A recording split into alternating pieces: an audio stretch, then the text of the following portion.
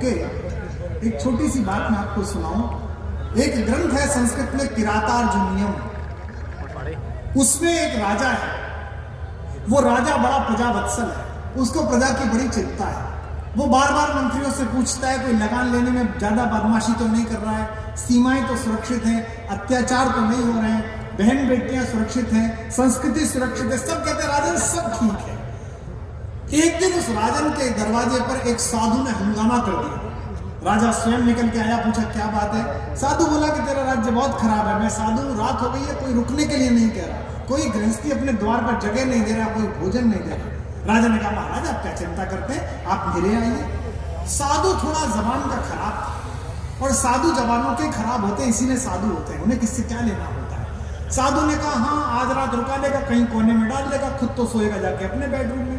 राजा ने कहा नहीं महाराज मैं आपको अपने शयन कक्ष में ले चलूंगा, खुद ऊपर सोएगा, हमें नीचे कहीं सुला देगा। राजा ने कहा नहीं महाराज आप ऊपर सोना, एक दिन के लिए धर्मात्मा बनना, एक दिन के लिए, पता है सुबह में चला जाऊंगा।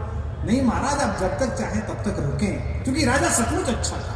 ध्यान से सुनना भोपाल वालों, पहली बार ये प्रसंग सुना रहा। साधु आया, सो गया, 1 महीने तक साधु रुका। राजा स्वयं सेवा करता, स्वयं भोजन कराता, स्वयं उनके कपड़े धोता, उसके बाद अपनी राज्यसभा में अपने मंत्रालय में जाता। महीने भर बाद राजा साधु ऊब गया, बोला राजन आज मैं जा रहा हूं। राजा ने कहा महाराज थोड़ी देर और रुक के मुझे मौका देते अपनी सेवा का।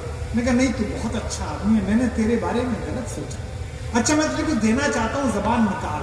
उसने जिभ्या निकाली और एक उंगली से उठाकर एक तिनका साधु ने लिखा ओम, और कहा तुझे मैंने ये विद्या दे दी कि तू पशु पक्षियों की बात समझ पाएगा और उनसे बात कर पाएगा, लेकिन ये बात अगर पत्नी को भी बता दी तो विद्या चली जाएगी। राजा ने कहा ठीक। अब राजा आता जाता पशुओं से बात करे, अपने घोड़े से बात करे, हरा चारा मिल रहा है कि चुरा रहे हैं तुम्हारे से। घोड़ा देखे। एक दिन राजा रात्रि के समय अपने महल के छत पर टहल रहा था, जहां पूरे महल का कूड़ा आकर पड़ता था, खाई में जहां मलमूत्र पड़ता था, वहां सुअरों के बीच में लड़ाई हुई, और सुअरों के प्रधान ने अपनी नवविवाहिता पत्नी को अपशब्द कहने शुरू किए। वो लेट आई थी कहीं से। तो कैसे लेट आई, उसने कहा मैं वहां फंस गई थी, वहां पानी ऐसा था। बोले मुझे मूर्ख मत बना, मैं तेरे नए प्रेमी को जानता हूँ, तो कहाँ गई थी।